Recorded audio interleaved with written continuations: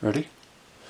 Okay, this will be some of our storage stuff that we have in the trailer.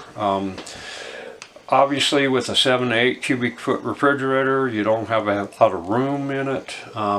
Drinking milk and stuff is always an issue. We never buy more than half a gallon, and we reuse that container as we're going. So powdered milk has been something we've been having to look at a lot. Now this here is Milkman milk. It's been around for a long time. It's a low-fat milk, but it tastes really good. It's almost as good as regular milk. You know, about as close as you're going to get. It's been around for decades. You got to order this stuff online. I don't know of any stores that carry it. There might be some. You also have a chocolate version, which would be good for kids, or if you just happen to like chocolate milk. I keep all these packages in this container with the screw-on lid, help keep the mice away. This is my favorite powdered milk, followed by Peak whole dry milk. This is really good stuff too. Again, really close to regular milk. Harder to get. You have to search online for it. Just look for Peak whole dry milk. It's got vitamin A and D added to it. Nido is our third choice for milk. It's also a fortified milk. It's better than regular powdered milk, but it's got a slightly different taste than these two. It's not quite like these two. It's got a kind of an off taste to it, but it's still really good powdered milk. Once this can is done, we're going to try this stuff here from Augustin Farms. It's a non-fat milk.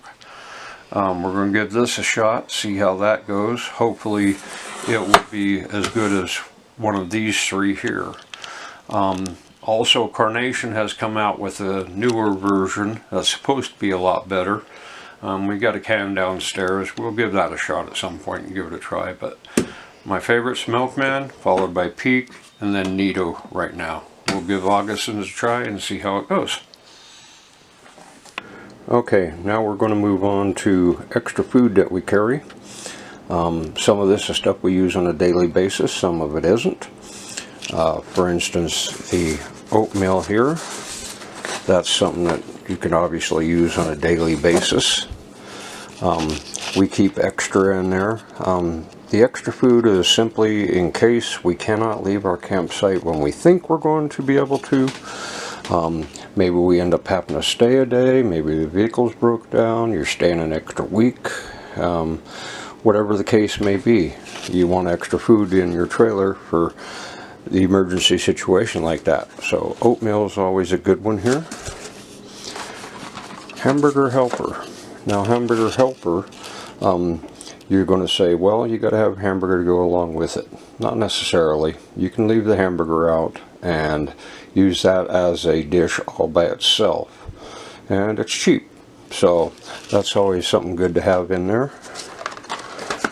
We carry whole egg powder from Provident Pantry, which is emergency essentials product. Obviously that's for making eggs and stuff.